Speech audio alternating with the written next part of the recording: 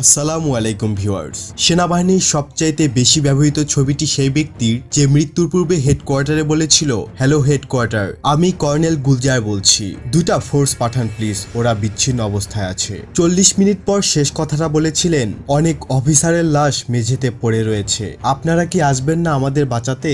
সাল 2005 ছিল বাংলাদেশের সেই কলঙ্কময় অধ্যায়, যখন জঙ্গিবাদের দৌরাত্ম্যে জনজীবন অতিষ্ঠ হয়ে উঠেছিল।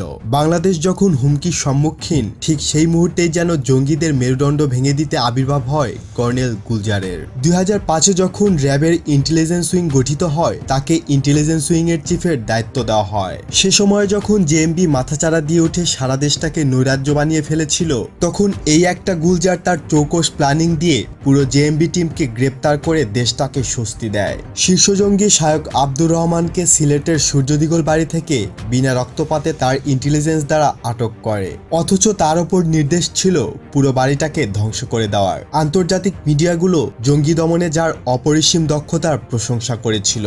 বাংলা ভাইকে আটক করার সময় সন্তান সম্ভবা স্ত্রী যখন ফোন দিয়ে জানায় এত ঝুঁকি নিয়ে কাজ করার দরকার কি, কর্নেল গুলজার স্যার তখন রাগ ঝেড়ে স্ত্রীকে বলেছিল, তোমার সাহস তো কম না, তুমি আমাকে নিষেধ করছো আমার দেশের মানুষকে বাঁচাতে? তোমাদের জন্য আল্লাহ আছে, আমার জন্য রয়েছেন, ভাগ্যে যা আছে তাই হবে, ফোন রাখো। বিডিআর বিদ্রোহ ঘটার আগে তিনি মাত্র 10 দিন আগে বিডিআরে যোগদান করেছিলেন, সুতরাং তার সাথে সৈনিকদের কোনো লেনাদেনা ছিল না। অথচ তার লাশটাই সবচেয়ে বিকৃত অবস্থায় পাওয়া যায় হত্যাকাণ্ডের 11 দিন পর। তার সন্তান তার প্রিয় বাবার লাশটি নিশ্চিত করে। 56,000 বর্গমাইলের এই ভূমিতে অনেক সেনা অফিসার তৈরি হচ্ছে কিংবা হবে, কিন্তু মনে রাখবেন, একটা গুলজার কিন্তু আর তৈরি হবে না।